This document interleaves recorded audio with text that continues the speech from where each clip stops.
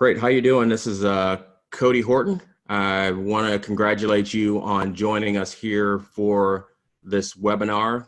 This is going to be the first of several webinars that we'll be doing this year. This one is diversity recruiting and how to boost your diversity recruiting efforts in 2020. I do have to warn you guys ahead of time that I've got a new addition to my family. I'll share a little bit more about that here in a second. My name is Cody Horton. I'm the founder and managing director for Diverse Recruiting Experts.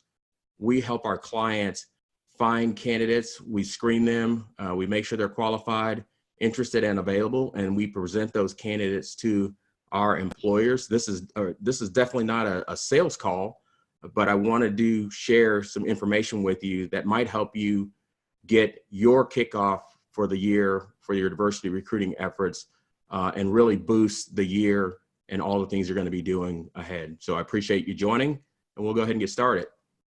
Hey, Cody. I wanted to, yeah, go ahead. Can you wait for just a minute? We've got people flooding in here. Okay. All right. We'll give it a minute here. The technology's not working as fast as you and I thought. So. That sounds like a plan. I'll hold off for just a second.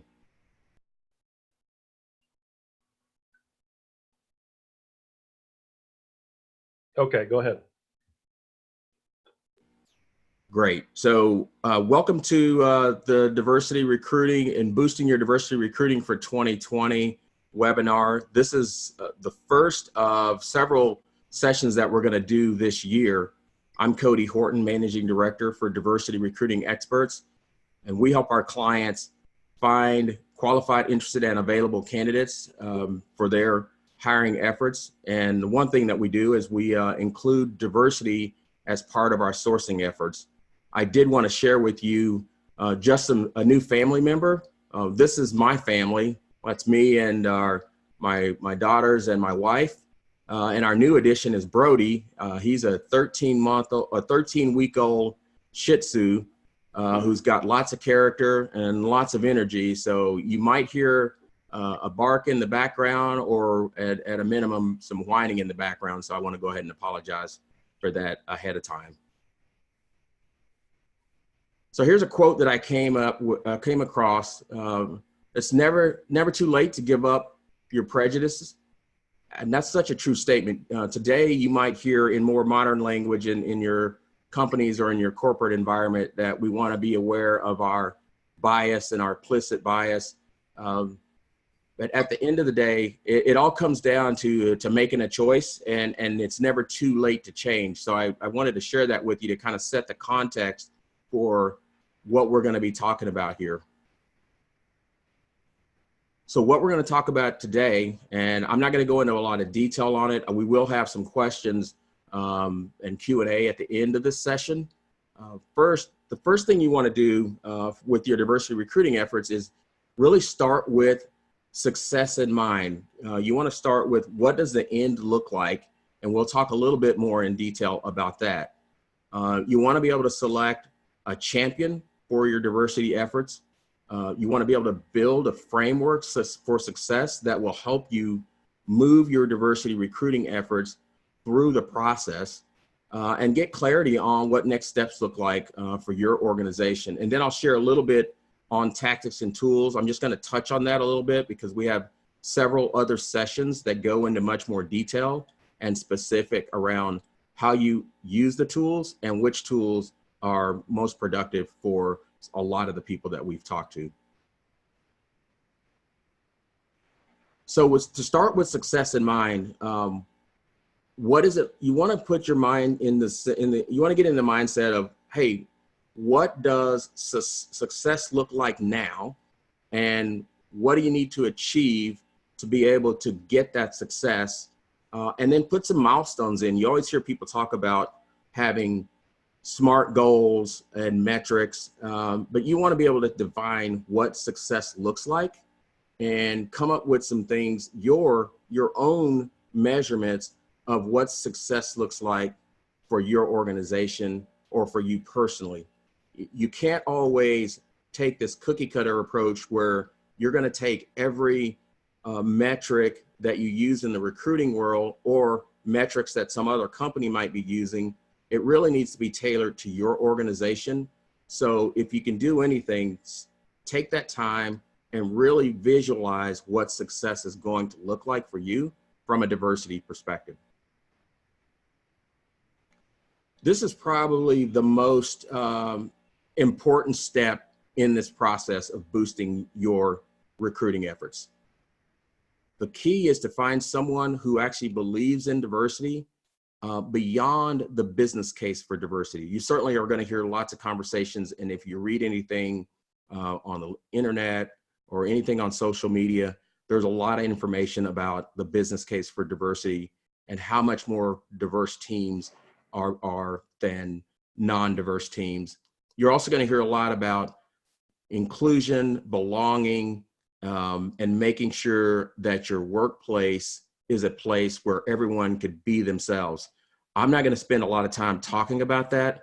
What is really key here, because if you've done any diversity recruiting, you know it's a challenge, and especially in this market, there's lots of challenge, there's lots of competition, and the candidates are being inundated by recruiters reaching out and talking to them. And my guess is that you're probably going to be looking for the same candidates that every other small and large company is looking for. So selecting that champion who doesn't actually have to be an executive, here are some characteristics of what you want to look for when you're selecting that diversity champion. Look at somebody who might have benefited from diversity recruiting efforts. I didn't talk about this in the beginning, but I am super passionate about diversity and want to help a lot of other companies get better at diversity recruiting because I personally benefited from diversity recruiting. My recruiter, when I joined the Navy, was very intentional about trying to get more women and minorities into the officer ranks of the Navy, and it made a difference. And for me, it's caused me to be a bigger champion for diversity than I might be if I were just looking at the business case for diversity. When you're selecting this champion, and this could be a little controversial in your organization, but you want to look for someone who has a diverse set of friends, or they interact with lots of different people. If you find someone who is passionate about diversity, they may not have that diverse set of friends, and they may be a great ally for you in your efforts, but they might not have what it takes to be the champion, because when it gets tough, you need someone who really believes in what you're trying to accomplish with your diversity recruiting efforts.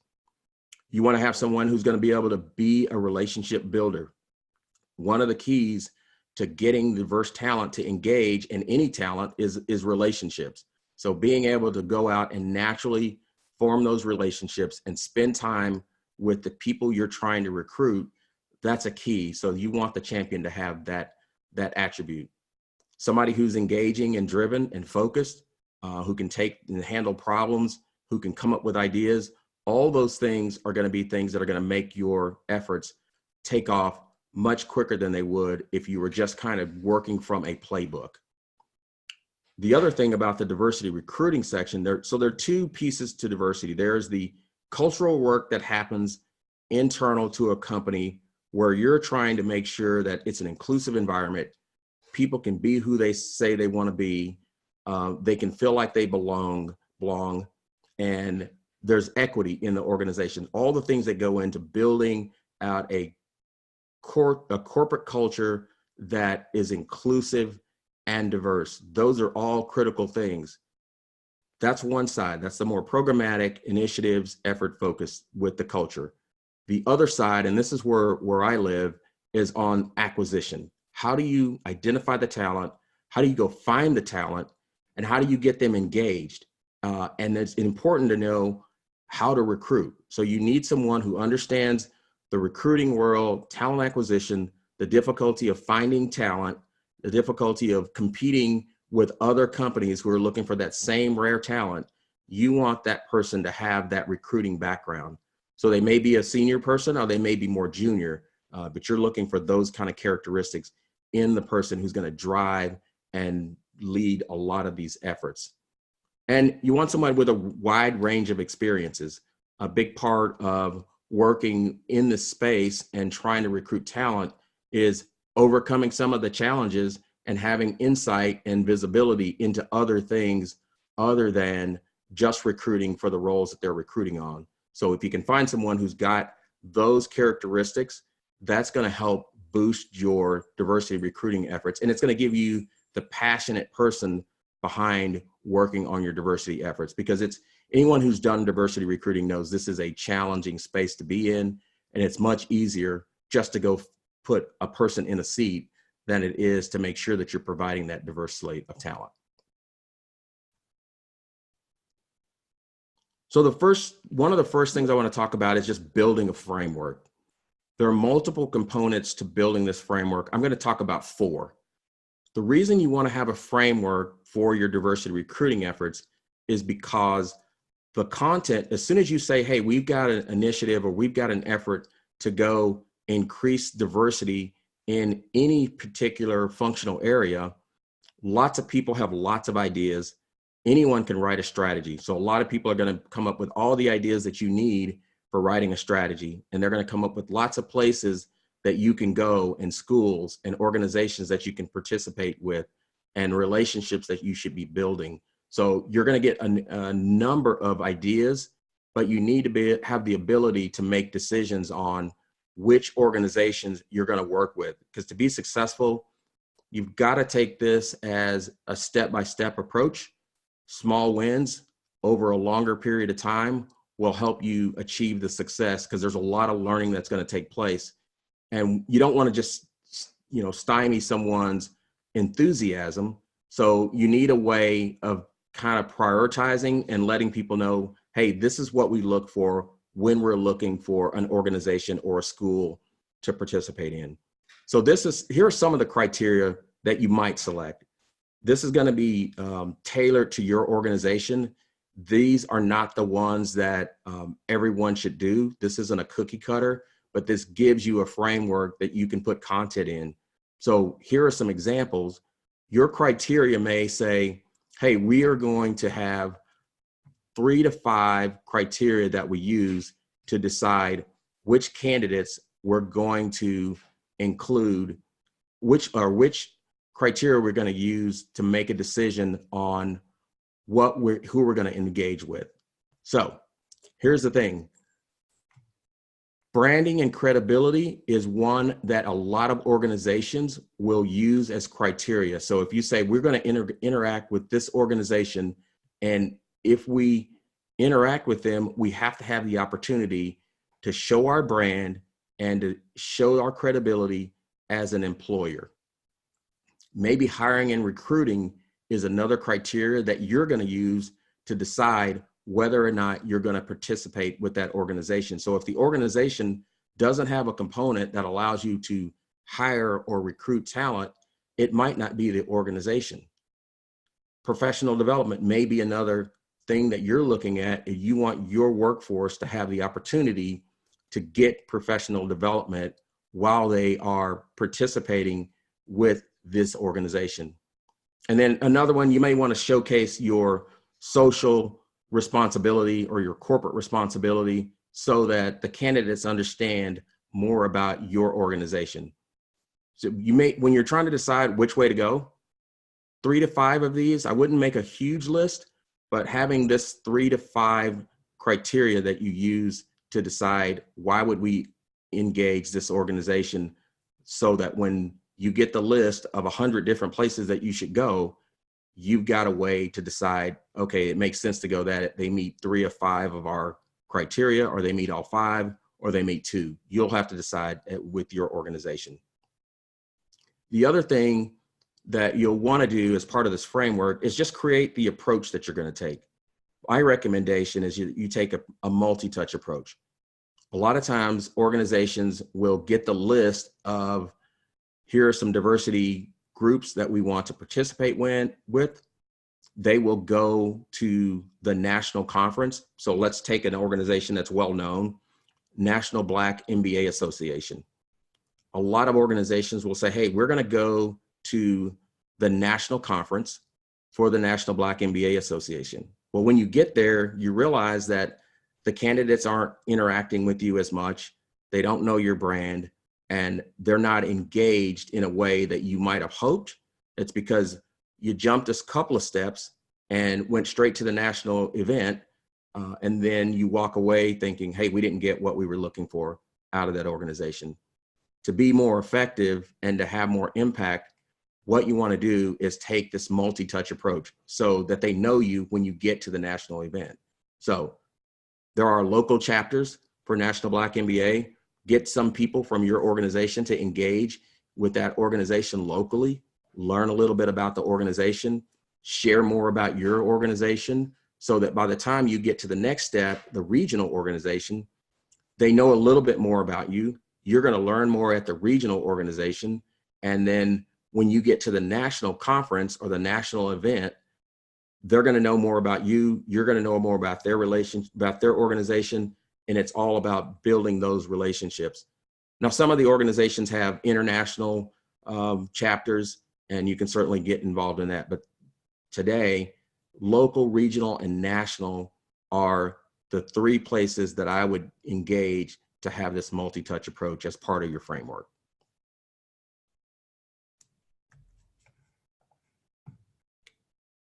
The next part of this framework is having the ability to establish priorities. So you may call this tiers, you may call it blue, gold, red, you may call it silver. You can call it whatever you want to call it, whatever works in your culture. The concept is you want the ability to establish tiers, meaning, hey, this is a tier 1 organization that we've decided to participate with. And the reason it's a tier 1 is because it has a company-wide strategic value. The people, the candidates, the talent in this organization, they are people that match all our functional areas or a high percentage of the functional areas. So you might be in IT, you might be in marketing, you might be in supply chain, you might be in HR, you might be in the product development group. You pick an organization that has all the talent that could fill any of those roles. And with this tier 1 organization, you may decide what that means is we're going to provide funding, we're going to provide people, we're going to provide corporate-wide engagement and branding, and we're going to provide all the resources necessary for us to work with this tier 1 organization. A tier 2 organization might be an organization that is specifically focused on, we'll take accounting and finance. So this organization might not have the talent that you're looking for all your other divisions and all your other functional areas, but they have the talent for the finance and accounting department. And that tier 2 organization gets budgeted and resourced from the functional area that has the need for that talent. It's not that critical to the IT organization. So IT doesn't want us to put their money or the resources into supporting the org, but the accounting and finance group does. And so they're going to fund it. And there might be a recruiter aligned to the finance division that would then participate and help them move the needle with that organization and build the relationships. And then the third one I'll talk about is a tier 3. And we've all got the tier 3, even in our own lives. It might be an organization that you said, hey, this is my alma mater, or it's our CEO's alma mater. They don't have the talent typically that we're looking for. There's not a strategic reason that we should be engaged other than the fact that the CEO wants to be part of that, which is important. So what you want to do is you want a way for those people to get people back into your system, into your process, while not spending lots of resources from the company to support it. So one of the examples might be, it is the annual event that your CEO goes to every year at their junior college. Nothing wrong with the junior college, but this particular school may not have what you're looking for all the divisions that you need, or even for any particular functional area. But you want a way to support people who are going, and you would offer advice and steps and procedures and possibly collateral that would allow them to represent your company the right way, but you're not going to dedicate and allocate lots of company resources for that event. By tiering, this allows you to also say yes to more people, because if you decided to limit the number of organizations and limit the number of schools that you're going to engage in from a tier 1 perspective, you've still got a way to allow people to engage in other organizations and do it in a way that's consistent with what you're trying to do as a company. This is probably one of the bigger things that you could do by setting up these tiers and working with your organization. So the last part of this framework and the relationships is really, you need a way to work internally. And when you're working internally, there are a number of groups and a number of stakeholders that are going to be in your company. In this case, there are 3 different, I'll use this example of 3 different bodies that would be in your organization. So you want to have a steering committee or a working group or whatever you call it in your organization that is looking broadly across your company. You want to create some flexibility within the framework that you've created so that there is an opportunity to bring in fresh ideas and to do different things. You want the steering committee to be able to collect the best practices and share those across the company. And typically this group is focused on looking at compliance, looking at governance, sharing things across the company. A lot of times the budget would come out of this group, or at least would get recommended out of this group. The people that might be in this steering committee, it may be your executive leadership team, in addition to your head of diversity and inclusion, your head of talent acquisition. You probably have people who are representing employee resource groups here, and recruiters, and the college recruiting team. This is a group that is collectively sharing ideas that are going to get standardized across your company. In this yellow circle, that's the functional team. So IT may have their own group, marketing may have their own group, the finance team may have their own group, but this group sits in that P&L or sits in that division, and they're focused on trying to make things work for that organization and for that group. So functional strategies. So the finance team may be trying to increase the representation of women or Hispanics or African American or whatever demographic they're working on. They've identified places that they're going to go. Some of those places may be on your tier 1 list of organizations that you're going to engage in, and some may be on the tier 2, or some may be on tier 3. But they're going to provide those functional resources and dollars and people to support their efforts. They're going to communicate with the steering group, and they're going to be communicating anything that seems to be working, challenges that they're having. And this third group, these engagement teams, the engagement teams are the actual boots on the ground. There may be people that came from the finance group or IT or marketing, and they're going to these local, regional, and national events. There's an executive sponsor that has a seat at the table with the steering committee, has a good relationship with the other functional teams. You may have a team captain if you've got a lot of schools or a few schools or a number of organizations or even a few organizations that are going to help organize and coordinate the efforts that are going to happen on the ground. The functional representation may be coming from all your different business groups and lines of business or P&Ls, whatever you call it in your organization. You may have alumni from particular schools. You may have alumni from particular organizations. And you may also include people from your employee resource groups. I've got ERG here. I should have spelled that out. But ERG stands for employee resource groups. Some companies will call it affinity groups. These are the people who are coming from diverse populations within your organizations that want to be part of these engagement teams, so that when you show up at the event, you have people who look like the people and have similar backgrounds to the people you're trying to recruit. So this part of the framework is really about moving your internal communication in a way that everyone is on the same page and best practices get shared across the organization, and challenges that the organization might have get shared across the organization.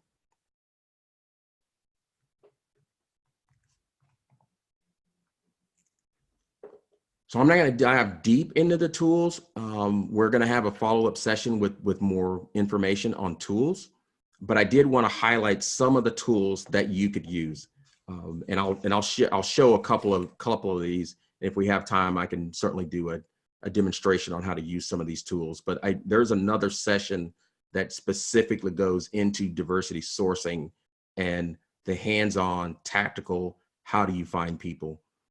So I'll talk about some of the free tools. Google, most of you use some search engine, whether it's Google or Bing or some other search engine.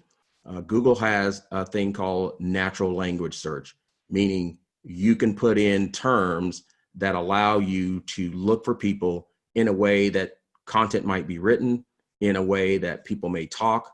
This is going to help you surface things like bios, profiles, news articles, any kind of award recipients. This natural language, an example might be if you put in she is and you put software engineer, then that is going to pull up people where that content is in there. So if someone's bio is in there, you're going to find that bio. LinkedIn, and this is just the advanced search in LinkedIn, the free version, not necessarily LinkedIn Recruiter. There are lots of filters that you can use in LinkedIn that allow you to search for specific schools and names and locations and titles. Then LinkedIn Recruiter, this is a paid version. On LinkedIn Recruiter, you can create filters that allow you to filter out. And for example, you may have a list of historically Black colleges and universities, or Hispanic serving institution, or women colleges.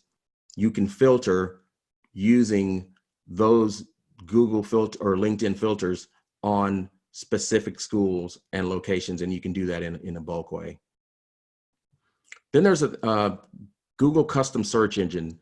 I have a friend, Chris Bell, who built and wrote an article about the Google custom search engine and how to use it. There's lots of information out there, and there are some pre-built custom search engines. I will send you the link to this so that you can use it.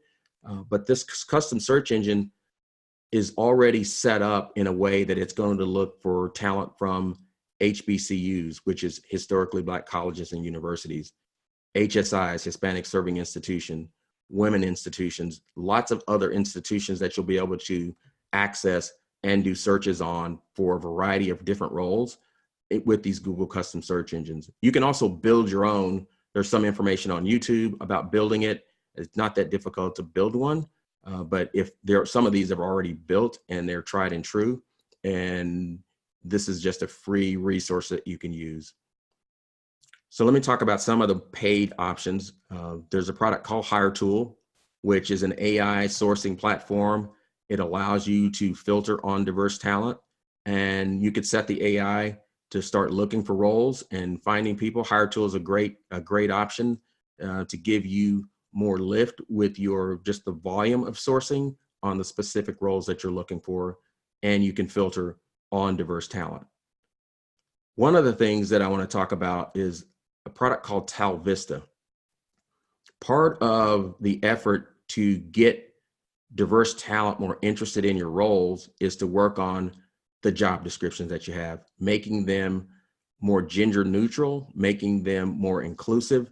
TalVista is a tool that actually gives you a score on the content of your writing and the content of those job descriptions. So if you run it through the TalVista platform, it will allow you to make your language and your content much more inclusive by recommending words and recommending words that get removed. So this is a really powerful platform that does lots of different things.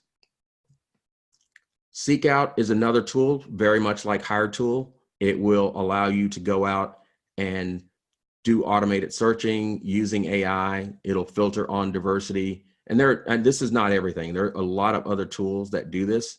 And I will include a follow-up document that also gives you a list of other places to get some of the great tools that are out there. And then certainly Dean DaCosta has built a site called the Search Authority. He's also got Start Me pages. I'll include that information as well. And there are tons of free tools and information and YouTube videos on how to use those tools, on how to use some of the different products that are out there, paid and free. So at the high level, we've covered what do you do, when you start diversity. You want to start with the success in mind, start with the end. What should it look like? What do you need to achieve? What are the timelines? You want to build the framework.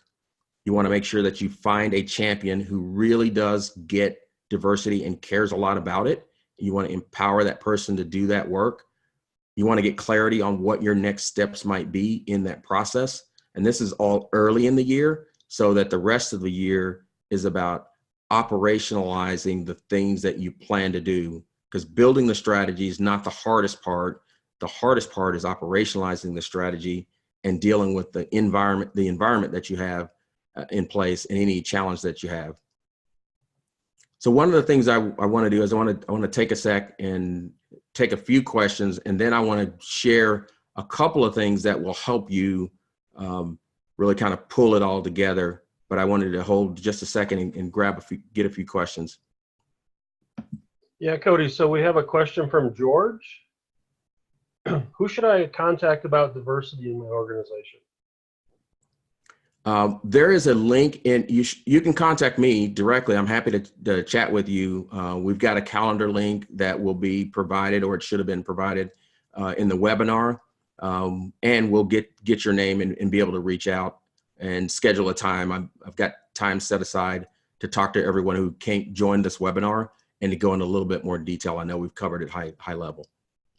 Thanks. Sally asks, what do I need to do to get more candidates for my positions? Yeah, that's a great question, Sally. It's really about knowing where to look, getting the outreach done and sourcing done for those candidates.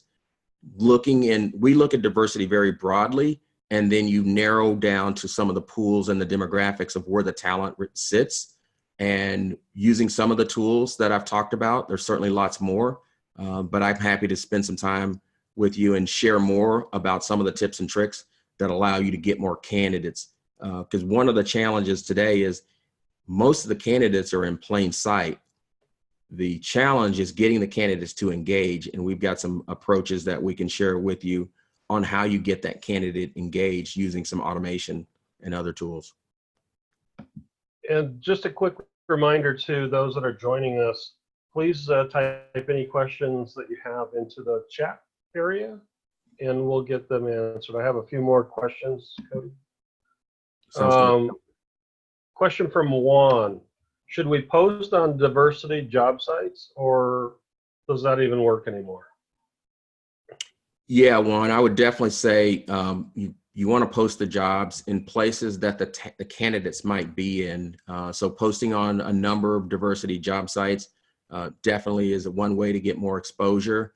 What the challenge is a lot of with the unemployment rate being what it is today, lots of candidates out there, but they're not applying to jobs. Most of the candidates that you're going to find are going to be passive candidates. And so it's good to have certainly a posting strategy, but it also makes sense to have a search and a sourcing strategy and knowing where to look for those candidates.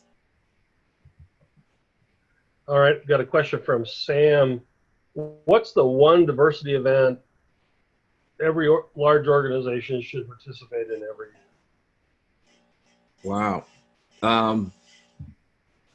I think that's a tough question. It depends on what you're trying to do, what you're trying to accomplish. So that one diversity event, I think it's hard to say what that one should be. What I think is important is to get to an event where there are recruiters and diversity recruiters specifically, that can share more about some of the events. So some of the big events, if you go to an organization like National Black MBA, you're going to get business-minded people as well as former engineers, because a lot of people, when they start as engineer, they progress their career into the business world.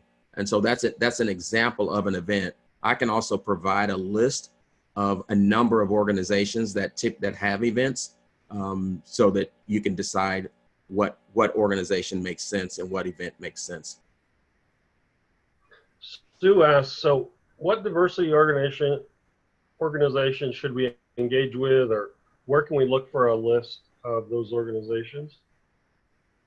Yeah, if you just do a search on your search engine, you're going to find a long list. But I've got a list that I'm happy to share with the group on a lot of different organizations that are out there that might be helpful. Juanita asks, how do I participate in a diversity event if my company wants to actually participate? Yeah, most of the organizations that have these events, they have on their website when their events are going to be.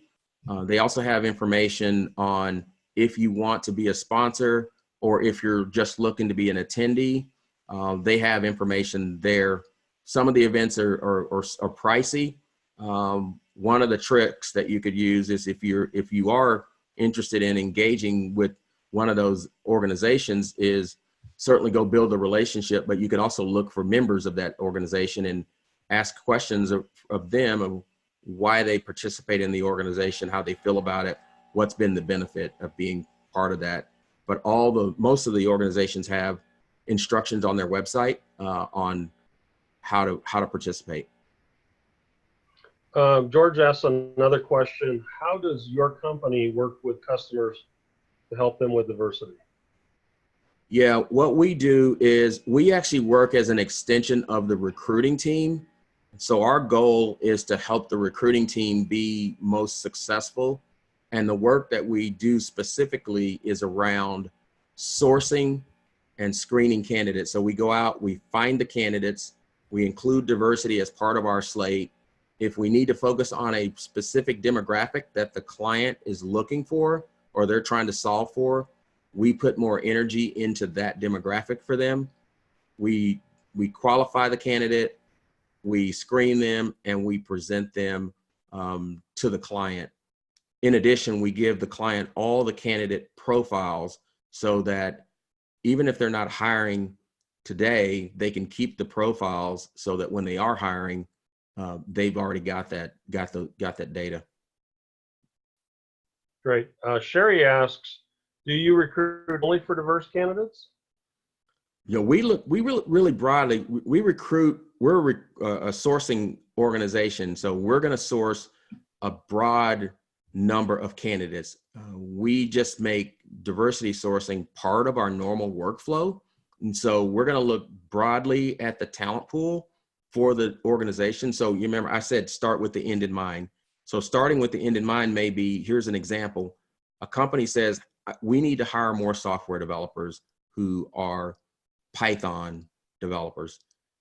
And we are also trying to increase the number of women Python developers in our organization. So for us, for that company, success looks like hiring more Python developer, including more women in that hiring process, and getting those candidates hired. So that's the diversity part. And then the other part, the handoff, is making sure that when people start, they've got a great onboarding, and they're going to stay, and they feel like they've got career development. So we look at everyone. We look very broadly at diversity. And when I say broadly at diversity, I mean, we're looking at not just gender and ethnicity. We're looking at people's preferences, orientation, personal pronouns. We're looking very broadly. Age. There's all these demographics that we look at. Sometimes the client wants to fix a certain deficiency that they might have in their workforce because they want to represent they want to be reflective of their customer base. Okay. Betty asks, how do we focus on diversity when we have no budget for it? Yeah, that's always the trick, right? So diversity recruiting is like any other talent acquisition effort. You have to make the investment as a company to hire, right? And so this is a little bit of a litmus test to decide, is it worth engaging if your leadership doesn't provide any budget for the work that you're gonna do? If you've got a limited budget, then you could use some of the free tools that are out there. There's lots of information out there. There's lots of research out there. Outreach, you can use different outreach that doesn't cost you anything. So you can get the process started.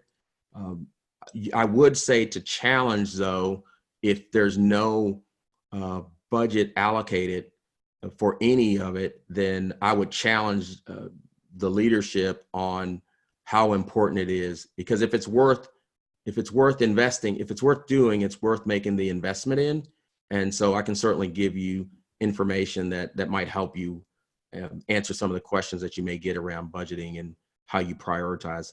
And that's where, even if you don't have a budget, having this framework is critical, because then it lets you take the limited budget and resources that you have, and you can prioritize the work and take it one step at a time as you move forward in the process. So Betty has a follow-up question,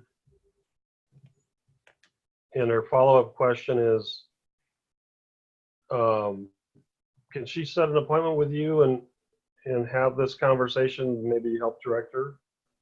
Yeah, absolutely. We've got a link, and we'll make sure we get the link to you for the appointment. You can certainly send me an email. I'm going to put my email address back up here. You can send me an email it's Cody@diverserecruitingexperts.com, and I'll reply with my calendar link. We've got some time blocked out for meetings, and I'm happy to talk with anyone. That's it. That's the questions that I have, Cody. Great. Super, Jeff. I think if we're okay on time, I'll pull up just a quick example on how to use the natural language search to do a search. So and I actually pulled this up earlier. So in the Google natural language, it's just the way you talk, right? So something may be written as she is, and then let's say we're looking for a software developer. And we're going to just look to see, is there someone on LinkedIn that matches that? And so when I do that, this brings up a number of different places. Now, there's some easier ways to do this, especially with the custom search engine. But here's a candidate. When I look, this information is showing in the profile, and this gets a candidate. I didn't do a very specific search, but this just generally gets a candidate that you might want to go after, right? There's a full stack developer, good experience. So that's just a quick example of how you might use the Google natural search and find candidates. That doesn't cost you any money. As long as you've got access to LinkedIn, that will help you find a number of candidates. Great. Any other questions, Jeff?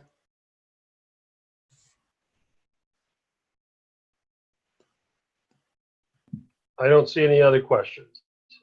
Okay, sounds good. Well, and we'll get some information out to you with the slides and what we talked about. And then any other questions that you have, definitely feel free to reach out, and I'll be happy to help. Thanks for joining us. Looks like you're going to get a little bit of time back.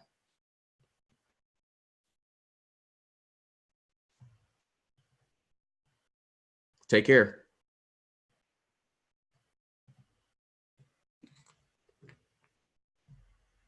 End the meeting?